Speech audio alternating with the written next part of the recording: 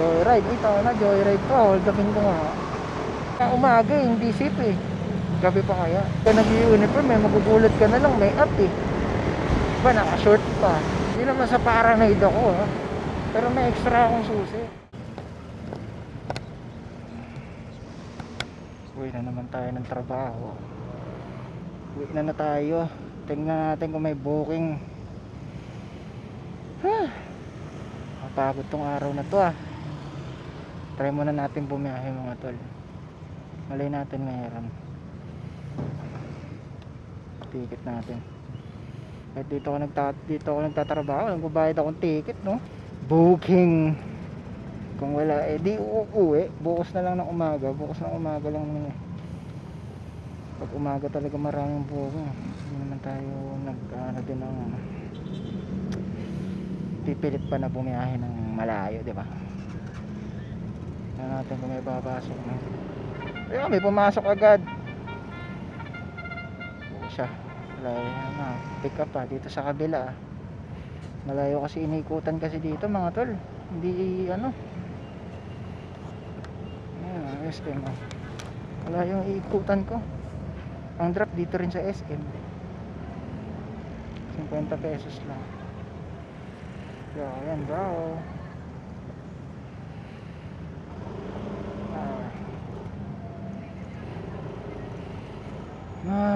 Sana may pumasok na pakalamba ano. Mga gusto kong booking. Pag may pumasok na pa Binyan, hindi natin alam. Parang ayaw kong pumuha ng pa north. Kasi sa South ako na uwi, kukuha pa ako ng north. Iuwi na nga ako eh. Loko ba? Pag mga gantong oras na kasi mga tol, hindi na talaga sunod-sunod ang booking. Mag-aantay ka talaga. Yung tulad pag umaga, unti lang yung ano mo eh, unti lang yung iintayin mo eh. Kaya hintay mo ng unti, okay na, meron na ulit. Basta naka-auto accept ka no? Hindi rin naman masyado ng biyahe ng gabi no? Kasi parang delikado. Delikado naman talaga bumiyahe ng gabi mga tol eh. Lalo yan, parang uulan pa. Kaya parang dadalawang isip ako mag-auto accept mga tol. Kasi pag naka-auto accept tayo, di ba? Hindi naman sa advance ako mag-isip mga tol, no? Pero parang gano'n na nga. Kaya nakakita naka-uniform tayo. Eh, sakto naka-auto accept tayo. Paano kung gawing modus yun ng kriminal, pare? Ng helicopter. Gawin niya, magbubuk siya. Eh di ikaw yung malapit doon. Eh di naka-auto accept ka kasi. Diba? Mapasok sa imbo eh. Pupuntahan mo siya ngayon. Doon kanya nahuhold upin, pare. Maganda rin lang sa mga tol, no? Pag babiyahe tayo ng gabi, no? Dapat siguro kabisado natin yung lugar na binabiyahe natin. Parang ako. Hindi ako nabiyahe ng Cavite pagka ganitong gabing-gabi na mga tol. Kaya nga, sabi ko nga rin, hindi ako nag-auto accept talaga. Pero may mga ibang rider din talaga na mas trip talaga nila pang gabi, no? Parang ako dati no, nung pagka onboard ko pa lang dati ng mga sa joyride. Gabi talaga trip ko bumiyahe mga tol. Ang init kasi pag umaga. Saka yun lang din yung pwedeng oras sa akin. Kaso pag gabi mga tol, no? Gabang malala ka pag gabi. Hindi siya sustainable, lalo mahal ang gas ngayon. Dati no, nagtitipid pa ang gas. Okay lang yung gapang ka ng gapang. Pero ngayon, hindi siya. Umulubi ka dyan, tol. Full gear si Papsi, oh. Huwag na sana ma-hold up si Papsi. Pero full gear siya, oh. Naka-uniform pa eh. Naka-uniform pa na joyride. Naka-ATV, mga tol. Naka-box. May, ano siya, meron siya ng dashcam. Yung Inuchi na motorcycle dashcam, mga tol. Full gear. Cellphone. Hindi natin alam kung may dala siyang camera, no? Takaw talaga, ano, takaw hold up din talaga yun, lalo pag ganitong oras. Sabihin nyo na hindi ako nakasunod sa rules, pero hindi ako nagpo-full gear pagka ganitong gabi. Parang delikado eh, no? Diba, di talaga nag-uniform eh. Pero pag ako umaga ako ng biyahe, full gear ako, naka-uniform ako mga tol. Kasi diba, pagka naka-uniform tayo pag gabi, parang kakaupansin agad eh. Parang halatang-halata agad na ako. Sana joyride to ah. Joyride to, hindi taga rito to si, si tropa. Magdadrop lang to dito, aldapin ko nga. Diba, ayaw naman natin mag-stand out na blue tayo, diba? Joyride, ito na, joyride to, aldapin ko nga. Diba, ayaw natin na, parang gusto lang natin na parang kaparehas lang tayo ng mga ibang nasalit sa kalsada, diba? Para hindi pansin na kasi magdadrop lang to dito, hindi to taga rito mga tol, hold upin na natin. Kaya saan naman nagsasabi naman hindi ako nakasunod sa rules mo. Naka-best naman ako mga tol. Yung best ng joyride. Tapos naka-jacket. Pero hindi ko lang sinakasara. Nakatayo sa inyo mga tol ah. Pati yung camera. Yan, naka-best tayo. Pero naka-best tayo, sasara natin para makita na joyride tayo. Pero yung sinasabi nga ng mga tol, no, na full gear sa gabi, parang hindi ko kaya mga tol. Ang delikado. Yun natin, zipper natin. Joyride. Parang nag-transform ka lang. Pero di ba? Parang naka-camouflage pa rin tayo. Kasi itim yung jacket natin, di ba?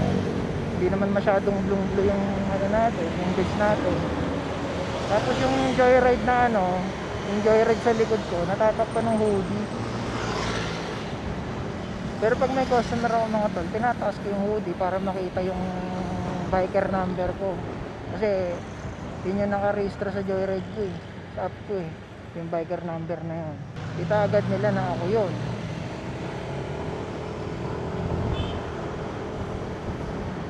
Hindi na sila magtataka, hindi na titingnan pa yung plaka ko, hindi pa nila pagtutugmayin yung mga sa app, di ba? Kasi kita na nila yung biker ID dito sa may likod ng desk. Kaya di nyo rin masasabi na hindi ako nakasunod sa rules.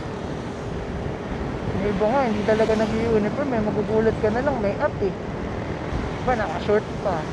Diba? Wala, nagpapakasigurado lang tayo mga tol, kasi para hindi na talaga tayo mag-stand out sa mga Ayan, makikita nila tayo. Ito, joyride oh. Alam nyo naman kung saan tayo nagdadrop. Sa madidilim na lugar tayo nagdadrop. Ano, matiktikan tayo. Tapos naka-auto accept ka pa. Nakita nila, nag-drop ka sa gantong lugar. Sabihin na natin saan ba masusukal mga tol?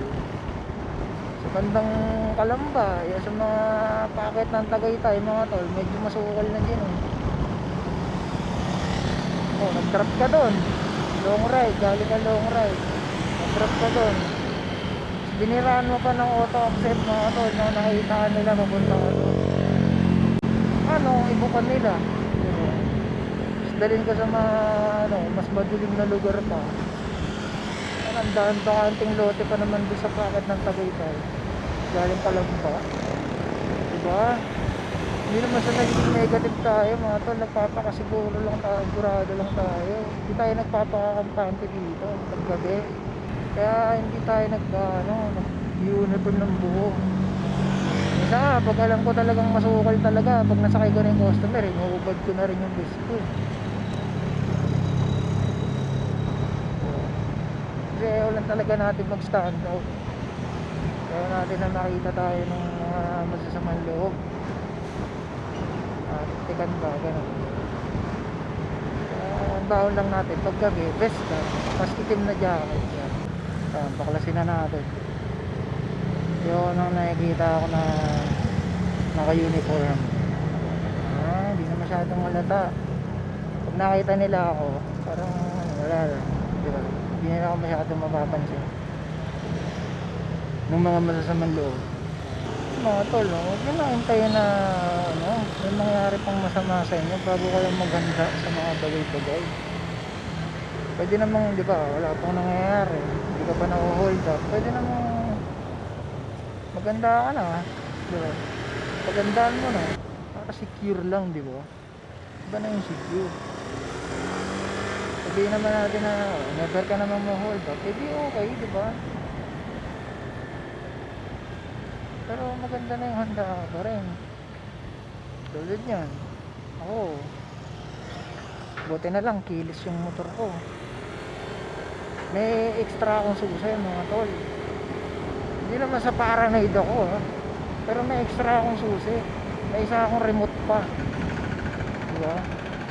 So, pag nag-declare sila ng hold up to, papatayin ko yung motor ko. Baka lang ako indicate na hindi naman nakakonect dito sa motor, diba? Sige, sa'yo na yan boss, paandarin mo, sasalis na ako. Tapos yung susi na original ko nakatago sa katawan ko. Syempre hindi ko na sasabihin sa inyo kung saan ko nilagay, diba? Hindi sa puwet, putsaya na naman. Baka naman sabihin nyo sa puwet ko nilagay. Hindi, basta nakatago. Hindi ko nasasabihin kung saan ko nilagay. Basta meron akong extra remote na ibibigay sa kung sino mong mga hold up sa akin, no? Tapos yun, hindi naman rin naman nabubuksan. Buti na yung handa mga tol, kasi hintayin mo pa ba may masamang mangyari sa'yo? Parang pag-helmet lang yan.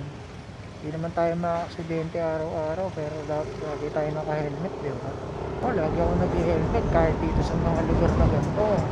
Lagi ako naka-helmet. Hindi dahil lagi ako maka-aksidente. Pina-prevent ko lang yung mga pwedeng mangyari, diba? Basta mga tol, ingat lang, ride safe lang lagi mga tol, no? Iwas kayo sa mga madilim na lugar. Peace out mga tol.